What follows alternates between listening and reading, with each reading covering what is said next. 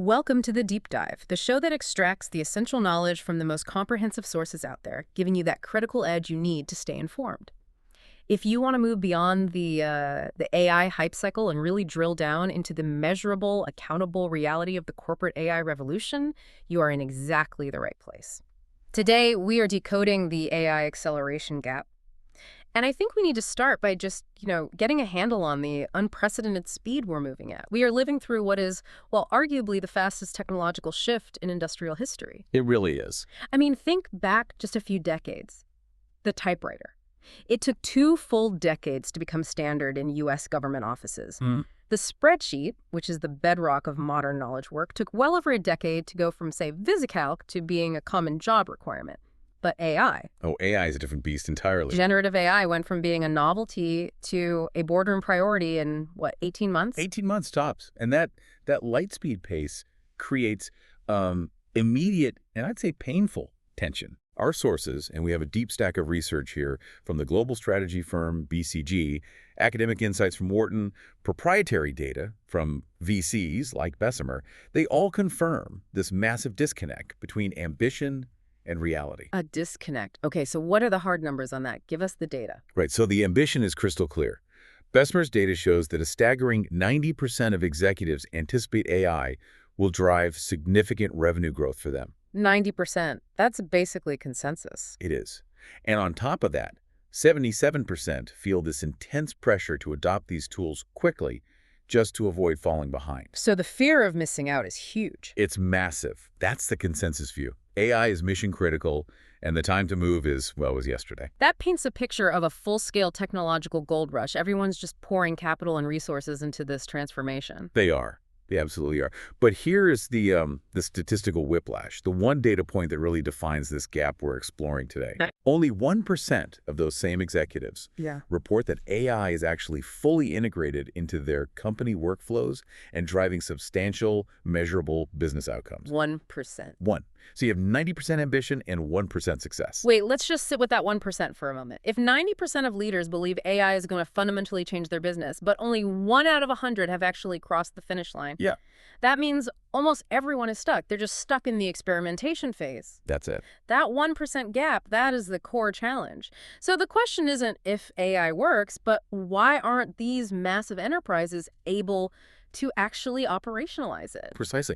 And the key insight, which I think shifts the focus entirely off the tech and onto the people, is that the solution isn't just about faster chips or better models. It's not a tech problem. It's not a tech problem. A majority, 64% of CEOs, they believe that succeeding with AI depends far more on people's adoption of it, the human capital, the cultural buy-in, than on the technology itself. So the bottleneck is human. The bottleneck is human, not technical. Okay, so let's unpack this. Our mission today is to move past the buzzwords, past the hype, and use all this great source material to detail a concrete playbook. Right. We need to focus on how executives can solve that human and cultural bottleneck and turn AI possibility into, measurable, accountable return on investment, ROI. We're getting into the practical steps. We're focusing on the how and the why, because the sources, they show a direct correlation here.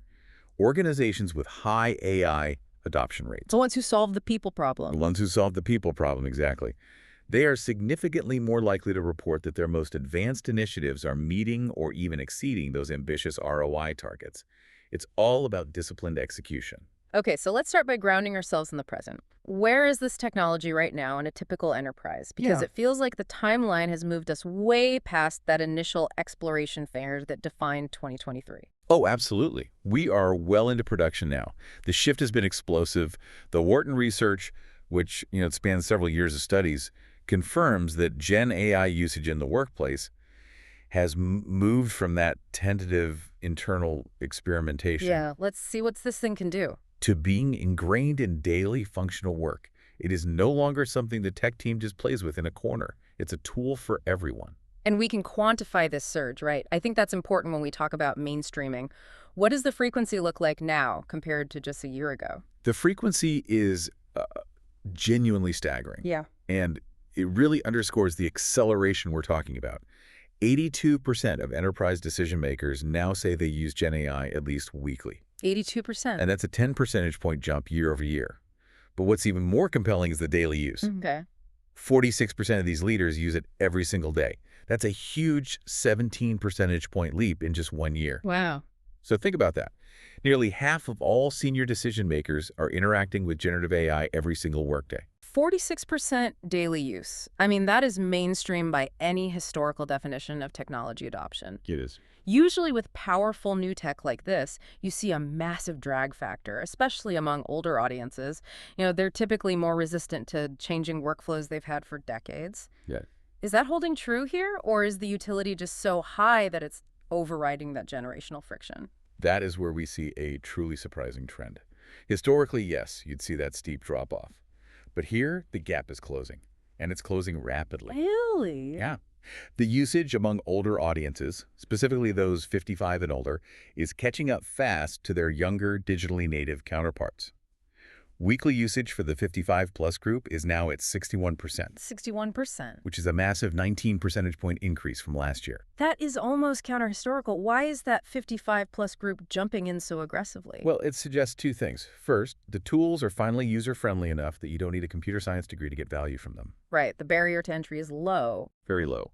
And second, the utility is just so compelling. The ability to summarize a long document, draft an email instantly, or synthesize complex data. It's overriding those traditional adoption patterns. Yeah. If a tool saves a senior executive a huge amount of time on high-value work, they're going to use it regardless of their age. Okay, so Gen AI is ingrained. It's a daily habit. But what is it actually doing? Because if the ROI is only 10%, like you said, it suggests the usage isn't focused on high-leverage activities. Or maybe it's focused on things that are just hard to measure. Right. Let's talk about that everyday utility, because our sources point to these core workflows leading the way. Yeah, the data clearly shows Gen AI is solidifying its value around practical productivity, especially around information processing and content generation. Okay. When we look across all the different functional areas, the top 3 use cases, they really highlight this focus on tackling complexity and volume. And what are they? Number 1 is data analysis and analytics, with 73% adoption. Number 2 is document and meeting summarization at 70%. And number 3, document editing and writing at 68%. So this is the classic drudgery elimination we hear so much about. Exactly. We're talking about freeing up people from the repetitive, low-skill, high-volume tasks that just eat up so much time. It's the mundane but necessary administrative overhead. I mean, imagine the time saved when a financial planning team doesn't have to manually clean massive data sets for a quarterly report. Or getting a bulleted summary of a 2-hour meeting in 60 seconds. Exactly. These are immediate, tangible productivity gains. And what about specialization? Is it moving beyond just summarizing things and into highly specific, high-stakes work? It is. The sources give some great examples here.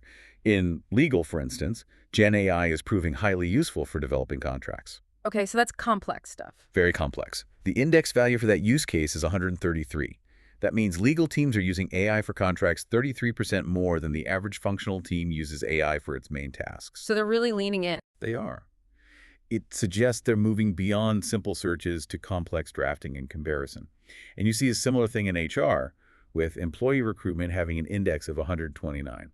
Which would be things like screening candidates or writing job descriptions. Exactly. Highly specific, high-value workflows that are essential for scaling a business. But if we zoom out, this progress isn't uniform, right? We're talking about a very uneven distribution of this new capability, which, that raises the stakes for the whole economy. It does. Where is this industry divide most evident? The divide is profound, and it really separates the information economy from the physical economy. The digital-first sectors are leading the charge. Tech and telecom, banking and finance, professional services. The ones that live and breathe data. Precisely. They all report extremely high adoption, with weekly use at or above 90%. They trade in data, language, and services, which is Gen AI's native habitat. So who's getting left behind? The laggards are concentrated in the physical goods industries. So retail, reporting 63% weekly use, and manufacturing at 72%. And that's a huge gap. It's a critical data point. These are industries with massive operational footprints, complex supply chains, and often, decentralized non-digital workflows. The implications of this widening gap are severe. How so? Well, if the leaders are accelerating at 90% adoption, streamlining their costs, getting insights faster, and the laggards are stuck 20 or 30 points behind, that competitive disadvantage is going to become permanent. A permanent cost and speed disparity. Exactly. And it's not just about industry. The sources also mention differences in how fast different corporate functions are getting better at this. Yes, and the shifts are a little unexpected. Competence is growing fastest in operations, which jumped 24 percentage points, and legal, up 17 points. Operations and legal, so the back office, process-heavy functions. Right, the places that are all about streamlining core processes and managing complex documentation. But in contrast, expertise in areas like marketing, sales, and even general management seems to be leveling off. That's fascinating. I would have assumed marketing, which is all about content, would be leading the pack. You'd think so, Hmm. but it suggests that the immediate, quantifiable wins are coming from automating processes and handling information flow. Where the input and output are more standardized. Exactly. Legal contracts are standardized, supply chain documents are standardized, creative marketing output or strategic management guidance is highly variable and needs complex human judgment, which is still harder for these tools to master consistently. So the immediate ROI is in the repeatable tasks, not the unique creation. That's what the data suggests. What about company size? Are the big tier one giants just dominating because they have the capital? They definitely have the advantage of scale. Tier 1 enterprises, so those with over $2 billion in revenue, they've closed a lot of the adoption gap, a massive 22 percentage point increase year over year. So they're aggressively rolling out tools. They are. But the data also shows that smaller enterprises, the Tier 2 and Tier 3 companies, they often see themselves as being more agile. They can move faster. They feel they can. They report a steeper increase in adoption speed, which implies they feel this acute pressure to get efficiency gains quickly. For them, agility and AI-driven efficiency are their main weapons against the scale of the giants. This brings us to what the sources call the high cost of inertia, the laggard risk. Right. If you are one of the, 16, 18% not using Gen AI weekly, you're not just stalling. You are actively falling backward compared to everyone else. You are. The sources define these laggards as that roughly 16% using it weekly or less, mostly in retail and manufacturing. And their constraints are systemic. Like what? Tighter workplace restrictions on tool use, often for good security reasons, low trust in the tech or in leadership's ability to deploy it right, and just general skepticism. They're waiting for the perfect solution. They are, but waiting is a decision, and it's a risky one. The ultimate risk here is a catastrophic competitive disadvantage that hits everything from your cost structure to your ability to attract talent. Because AI is a force multiplier for people. It is. Remember, 89% of leaders agree it enhances skills. So the laggard companies, they risk this sharp permanent divide. They'll struggle to hire and retain talent who expect these tools, while their competitors are streamlining costs, getting better insights, and speeding up time to market across every single function. So inertia isn't just a slow start. It's a strategic error. Okay, the numbers in part one are pretty clear. Adoption is broad, the competitive gap is widening, but that overall transformation success, that crucial 1% integration rate, is just abysmal. It is. Which leads us directly to the most critical component, which all our sources agree on, leadership. Why does the CEO have to own this? Why not the CTO or the chief data officer? The CEO has to own it because this is fundamentally a massive, expensive, cross-functional cultural overhaul. It is not just another IT project. Right. As the Bessemer Guide stresses, technology will always advance faster than organizations can change. So to bridge that cultural gap, you need board-level priority. You need the authority to mandate change across all the silos: finance, HR, legal, ops. The CTO can install the software, but only the CEO can redefine how the company works. That's it, exactly. They set the vision, the tone, and they lead that cultural shift. If the CEO just delegates AI, the rest of the C-suite sees it as a cost center or just, a fleeting experiment. So they have to model the right behavior. They have to. Yeah. And they have to communicate AI as an opportunity for their people to be augmented, not as a threat of displacement. If the message from the top is fear, you extinguish all the curiosity you need for it to work. Okay, so our sources outline 4 key phases of AI change management that leaders need to commit to. Let's start with the foundation. The foundation is phase 1, leader education. And this is non-negotiable. Executives have to make an ongoing, personal commitment to experimentation and learning. They have to use the tools themselves. They have to. They need to understand the capabilities, the limitations, including the risk of hallucinations, and the compliance issues. They have to set a credible example. And if they're experimenting themselves, they get empathy for the actual user experience, right? They understand why their mid-managers are so frustrated. Exactly. If they only delegate, They're operating in a vacuum, relying on filtered status reports that hide all the ground-level friction. Leading by doing is the only way to get that feedback loop. Okay, so that's phase one. What's phase two? Phase two is defining clear objectives. This is where leaders have to move past that FOMO we talked about, adopting AI just to seem cutting edge. Because that's expensive and it doesn't work. It's incredibly expensive and counterproductive. Investments have to align directly with company strategy and meet specific, measurable, time-bound goals. So give me an example. What's the difference between a vague vanity goal and a good, strategically aligned one? A bad objective is increase AI usage in Q4 by 30%. That's a measure of activity, not value. Right. A good objective is focused on impact, like Yeah. using AI-enabled code analysis, we will reduce high-severity engineering bugs by 15% this quarter to improve product stability. It's tied to a real business outcome. It has to be. Yeah. And that focus is vital, especially when you consider the Wharton data. 47% of employees using AI say they have no idea how to achieve the productivity gains their employers expect. 47%. That is a colossal failure of strategy communication. It is. Leaders are either overshooting their expectations or just failing to connect the dots between the new tool and the outcome they want. And that erodes trust immediately. Which has to be solved by phase three, engaging employees for feedback and buy-in. How do leaders make this feel like a partnership, not just a top-down mandate? It starts with transparency. It's a trust-building mechanism.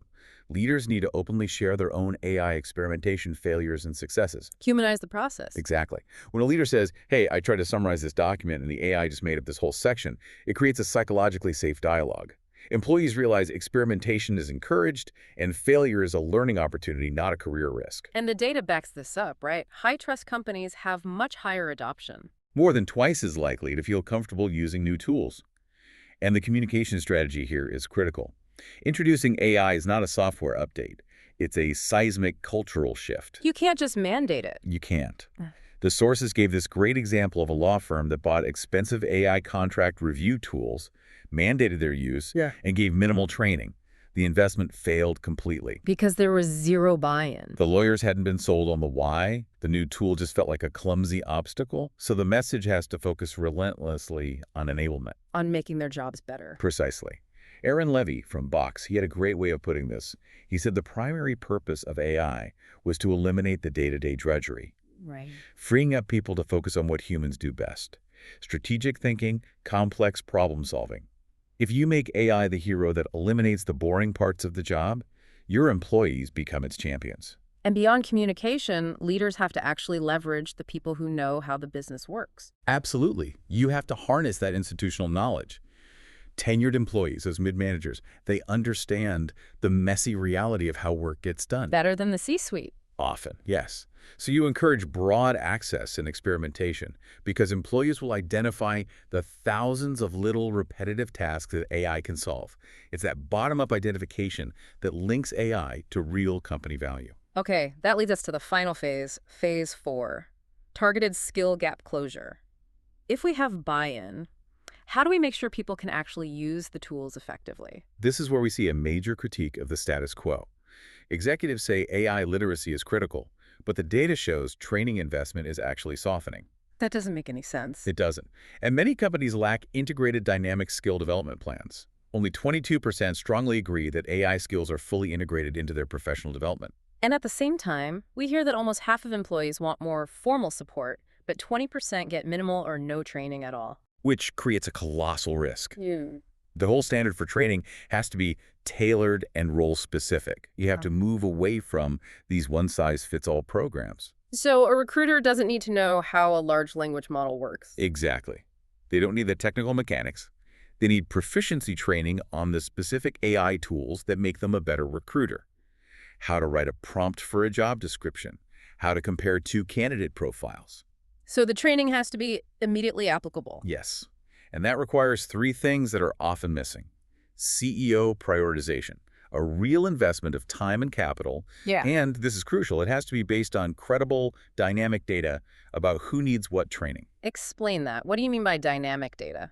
Well, many companies still rely on stale annual skills surveys, Yeah, which are subjective and outdated the minute they're finished. right. The gold standard is using AI tools themselves to infer skill gaps dynamically. Oh. Imagine using AI to analyze internal data performance reviews, Slack messages, meeting summaries to identify actual skill gaps. So if an employee is constantly asking for help on data verification in Slack, The system should automatically recommend a micro-training module on that specific skill rather than a generic course on AI ethics. It ensures the training is hyper-relevant and continuous. all right, let's ground all of this in a really tangible case study. The finance function. Finance is, it's one of the most data mature parts of any enterprise. It's all about precision, accountability, clear metrics. Absolutely. They should theoretically be leading the way on AI ROI, are they? They're definitely leading the way on adoption velocity. The Beta Rails report shows finance is accelerating at record speed. A striking 84% of finance leaders personally use Gen AI, 84%. and 77% are using it within a company-approved environment. The pace is incredible. Most of this adoption, 44% of it, happened in just the last 7 to 12 months. So it's a very compressed timeline. Very. It Yeah. signifies a high comfort level with data analysis tools. And who is driving this change? I'd assume it's the CFO, trying to find efficiencies. That's the logical assumption. But the data says otherwise. AI adoption in finance is overwhelmingly being led from the very top by the CEO. The CEO. 44% of companies report the CEO as the primary driver of AI in finance. They're the biggest champion. The CFO is second at 28%. What does that tell you? It signals that AI in finance is seen as a strategic, growth-enabling overhaul, which needs the CEO's mandate.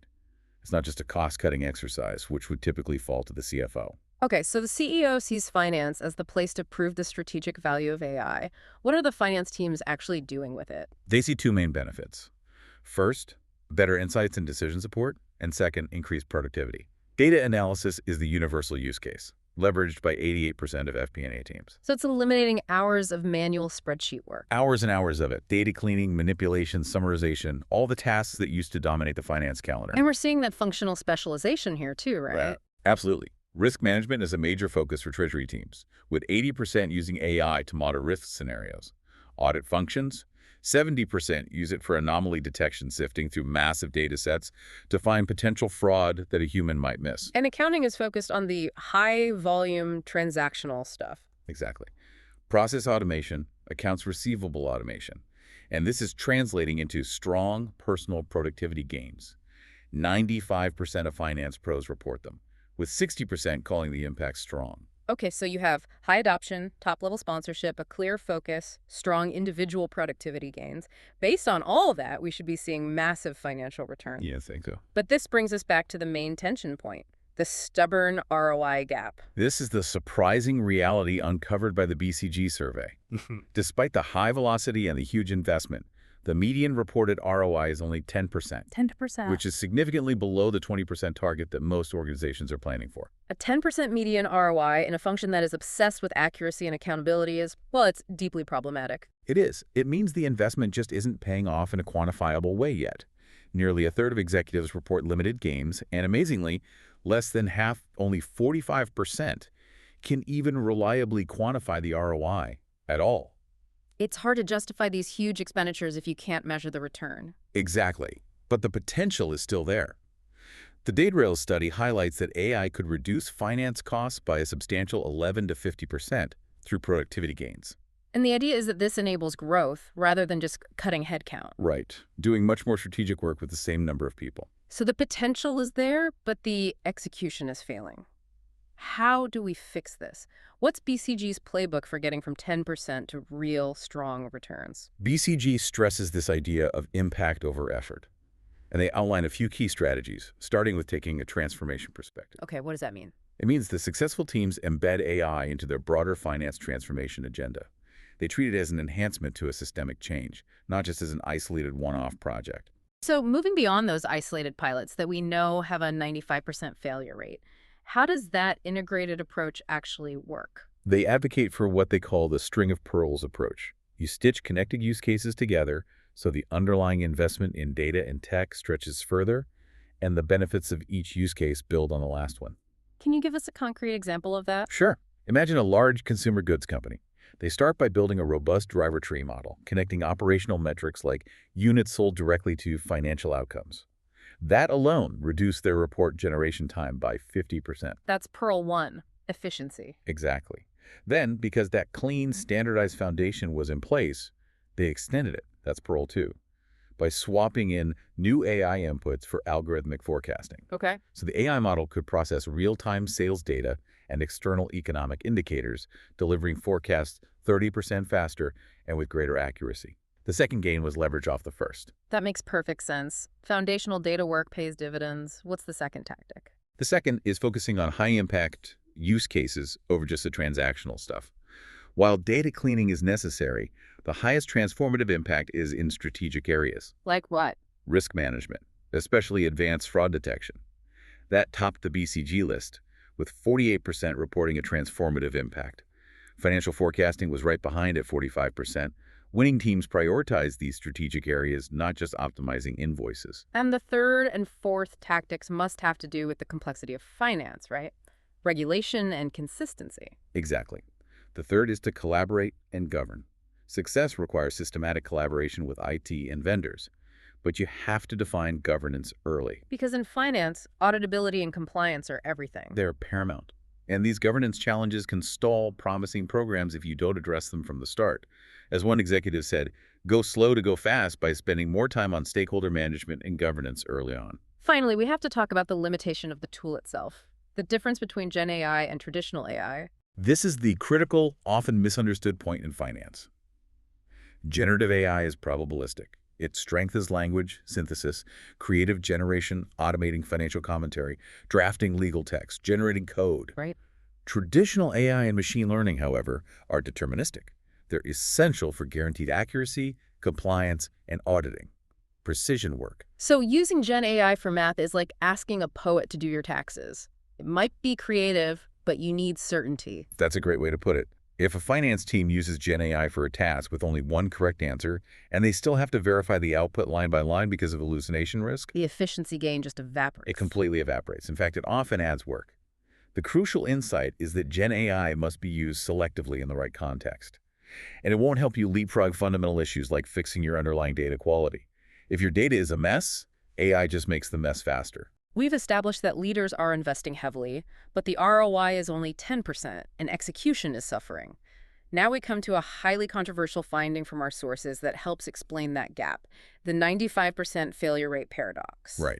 This finding, which came from commentary around an MIT study, suggests that 95% of Gen AI pilots fail to deliver measurable revenue impact or successfully transition to enterprise-wide implementation. 95%. Now, we should acknowledge that precise figures debated, but the pattern it describes is widely observed. There is massive systemic failure in these top-down, custom-built corporate pilots. Why are these big, expensive enterprise solutions failing so spectacularly when individual productivity is so high? The core reason is the rise of what the sources call shadow AI or BYAI, bring your own AI. Okay. Corporate bespoke solutions often fail because they are inflexible, they're excessively guardrailed, or they just lag behind the state-of-the-art consumer models. Executives spend millions building internal tools, only to find their employees prefer the free version they use at home. The quality difference must be huge to justify that security risk of going rogue. It is. We have this compelling anecdote from a corporate lawyer who said her firm invested $50,000 in a specialized contract analysis tool, Okay. but she consistently defaulted to ChatGPT for her real work. She said the purchased tool gave her these rigid, prepackaged summaries. With ChatGPT or Claude, she could iterate, prompt, ask for revisions, guide the conversation until she got exactly the nuance she needed. So the user experience and the flexibility were just far superior. Far superior. And that's the implication in a nutshell. The low-cost consumer tool, despite the security risk, consistently provides better output and higher user satisfaction than the enterprise solution costing orders of magnitude more. That's the economic reality driving shadow AI. It is. Employees are defaulting to these tools for work without IT's permission. This leads to higher productivity, which the employees want, but it massively increases data privacy and compliance risks for the organization. So top-down pilots are built for control, but bottom-up adoption is built for utility. That's a perfect summary. And the implication is that enterprise investment needs a serious pivot. It needs to stop focusing on control and start focusing on flexibility and context. Move away from those clunky internal wrappers. Exactly. And move toward user-friendly systems that provide that flexibility while integrating necessary context, like a secure connection to internal documents and data lakes. You have to be responsive to organic user demand, not try to stamp it out. And this challenge, connecting flexible tools to secure enterprise data, that sets the stage for the next wave of innovation, the rise of agentic AI. Right. This is where AI moves from being a chatbot you prompt to a virtual teammate that takes autonomous action. An AI agent is the evolutionary next step. It's an intelligent system designed to autonomously handle complex business tasks, adapt to new information, and pursue goals with minimal human intervention. They're not just models, they're virtual teammates. That's the idea. Gartner calls them applications built to harness AI to perform entire tasks, not just provide suggestions. How far along is this? Is this still science fiction? Not at all. It's gaining major momentum right now. 58% of enterprise decision makers say their organizations are already using AI agents in some way. And in finance, the expectation is even higher. Much higher. Over 75% of finance leaders expect agents to be a routine part of operations within just 3 years. What are the key capabilities we're seeing in successful agent deployments that justify that kind of momentum? The sources provide great examples. In IT support, agents are triaging internal support tickets, reading the ticket, accessing employee history, searching the knowledge base, suggesting a solution, and routing it, all autonomously. Wow. In finance ops, they're used for invoice matching, automatically flagging anomalies. In legal, they're automating contract lifecycle management, drafting and reviewing contracts 24/7 with reported 92% accuracy. So the main benefit is boosting productivity and simplifying tasks by extending automation into those complex, exception-heavy areas. Exactly. They can handle the if-then-maybe scenarios. But crucially, agent success relies heavily on orchestration. The glue that holds it together. It is the glue. An agent is only effective if it can connect the AI models, the brain, to the company's full, complex tech stack, the hands and feet. So it needs to pull data from Salesforce, read a ticket in Zendesk, and then create a task in Jira. Precisely. Mm. Without that orchestration layer that provides context and actionability, the agent is just a very smart chatbot, unable to actually do anything with the information it processes. Okay, so let's circle back now to the people problem. When leaders communicate this vision, what's the prevailing sentiment? Is Gen AI seen as a replacement for jobs or a tool for enhancement? The prevailing sentiment is overwhelmingly toward enhancement, which is a powerful message for that cultural change we talked about. Right. Decision makers show a huge belief that Gen AI enhances employees' skills, 89% agreement. That's a much stronger view than the 71% who think it replaces some skills. The mindset is augmentation, not eradication. And that belief is reflected in how they're actually developing these capabilities. It is. Enterprise development is consolidating. Organizations are heavily relying on their internal teams for AI development and integration. 97% are using internal teams. So they're building, not just buying, the expertise. They are. They recognize that for AI to be effective, it needs proprietary data and institutional context, which can only come from internal teams. So the focus is internal. Train the people we have, and the tool will make them better, faster, more strategic. But this enthusiastic focus on enhancement, it's generating a new risk, isn't it? Skill atrophy. Yes, this is the long-term unintended consequence that's causing concern.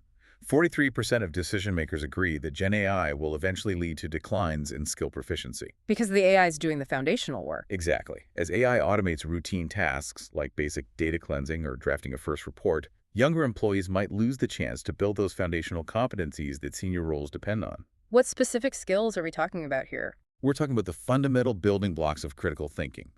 For a junior analyst, that might be manual data verification, or the ability to synthesize disparate data sources without AI pre-digesting it for them. Or even just crafting a logical argument from scratch. Right. If AI handles too much of that foundational work, the junior employee might miss the learning cycles needed to truly internalize how the process works and, importantly, spot errors that an AI must overlook. And who is the target of this concern within the organization? It's heavily focused on junior and entry-level roles. The sources show this clear divergence in hiring predictions. Senior leaders are more likely to predict net fewer hires for interns and entry-level staff. How much fewer? 17% expect fewer interns, compared to only about 10% for mid-level or executive roles. This shows a profound uncertainty about the entry point into the workforce. But wait, you just said 89% believe AI enhances skills and enables growth. Wouldn't that mean more entry-level hiring? And that is the ultimate tension, and why the signals are so mixed.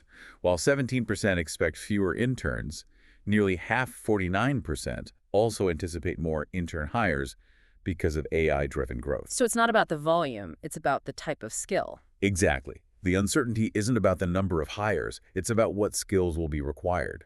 Will new entrants need traditional foundational skills, or will they need entirely new AI-specific competencies, like prompt engineering? Companies just don't have a consensus yet. The risk is this skill drift, where we lose mastery of fundamentals in favor of tool proficiency. This takes us to maybe the most significant divergence in perception, which has to impact strategy, leadership alignment. Is everyone seeing this the same way? Not even close. And this is a key actionable finding in the Wharton research. There is a massive perception gap between the top and the middle of the organization. Okay. VP-level executives and above are far more optimistic. 56% perceive their organization as adopting Gen AI much quicker than competitors. 56%. And what about the mid-managers? Only 28% of them share that view.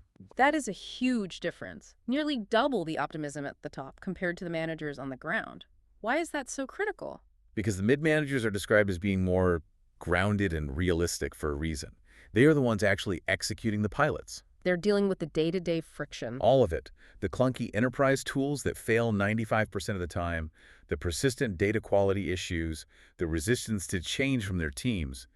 They are the ones seeing that 10% ROI firsthand. Whereas the VP layer is seeing the vendor promises and the investment announcements. They're operating at a higher, more strategic level, and they're likely more optimistic based on that theoretical potential rather than the ground-level execution reality. And what's the danger if your executives are twice as optimistic as the people implementing the strategy? The danger is a massive misallocation of resources.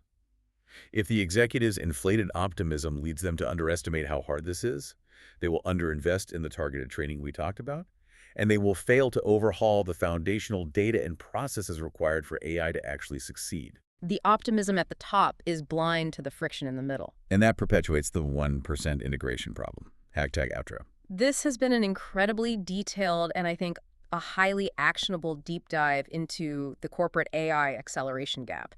The tension is palpable.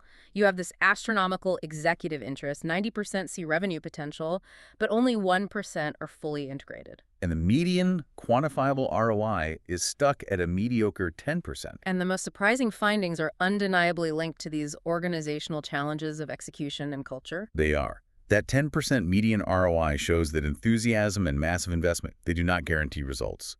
And that 95% pilot failure rate, driven by the superiority of personal tools, is just a damning indictment of traditional top-down overlay guardrail deployment. The core of the transformation isn't the algorithm. It's culture, trust, and flawless execution. So what's the mandate for an executive listening to this moving forward? It's the necessity of accountability. Success requires treating AI as a disciplined performance investment, not just a tech experiment or a bullet point for the annual report. Leaders need to shift budgets from endless, isolated pilots to performance-proven, integrated programs.